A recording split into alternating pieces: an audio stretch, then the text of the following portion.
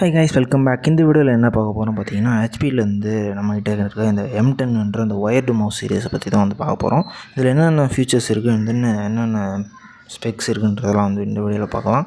And then இதில் வந்து பார்த்திங்கன்னா ஃப்ரண்ட்லேயே நமக்கு வந்து எத்தனை டிபிஐ ஸ்விட்ச் பண்ணலாம், அண்ட் தென் அக்யூரசி எப்படி யூஎஸ்பி டைப்புன்றதை மென்ஷன் பண்ணியிருக்காங்க.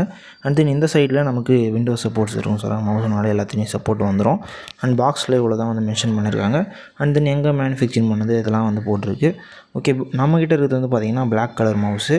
இதில் வந்து 3 டிபிஐ ஸ்விட்ச் பண்ணிக்கலாம். 1000 டிபிஐ, இன்னொன்று 1600, இன்னொன்று டிபிஐயில் 2000 ஒன்று. ஓகேவா, இது வந்து 3 டிபிஐ நம்ம வந்து இது பண்ணிக்கலாம். டிபிஐனா என்னன்னு தெரியாதவங்களுக்கு வந்து பார்த்திங்கன்னா ஒரு நமக்கு ரெஃப்ரெஷ் ரேட் சொல்லுவோம். ஸோ மவுஸ் லைட்டாக மூவ் பண்ணாலே வந்து ஸ்மூத்தாக வந்து ரன் ஆகும். ஸோ அதுதான் வந்து இந்த டிபிஐன்றது. சரி, பாக்ஸ் ஓப்பன் பண்ணால் பாக்ஸில் என்ன இருக்குன்னு பார்க்கலாம். பாக்ஸ் ஓப்பன் பண்ணால் உள்ளே வந்து நமக்கு வந்து மவுஸ் வந்து கொடுத்துருக்காங்க. அண்ட் தென் ஒரு paper user manual and then warranty கார்டுமே வந்து இருக்குது. எத்தனை நாள் வாரண்ட்டின்றதெல்லாம் வந்து வாரண்ட்டி கார்டில் வந்து இது பண்ணிக்கங்க. ஓகே, நெக்ஸ்ட் நம்ம மவுஸை வந்து எடுத்துருவோம். மவுஸ் வந்து பார்த்திங்கன்னா நமக்கு பிளாக் கலர் நான் முன்னாடியே சொல்லியிருப்பேன்.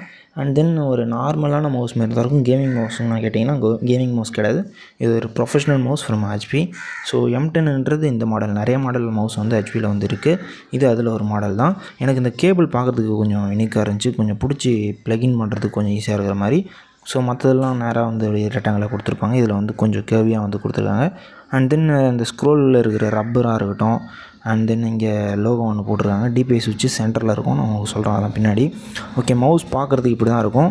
கொஞ்சம் ஷைனியாக மேட் ஃபினிஷ்னு இருக்கிற மாதிரி வந்து நமக்கு வந்து ஃபீலை தரும். அண்ட் தென் லுக் குட் தான். ஒரு ப்ரொஃபஷ்னல் மவுஸ் எப்படி இருக்கணுமோ அந்த அளவுக்கு வந்துருக்கு. கேபிளுமே நமக்கு லென்த்தியான கேபிள் வந்து கொடுத்துறாங்க. ஜஸ்ட் நம்ம ப்ளகின் பண்ணிட்டு டேரெக்டாக யூஸ் பண்ணுற மாதிரி தான் இருக்கும்.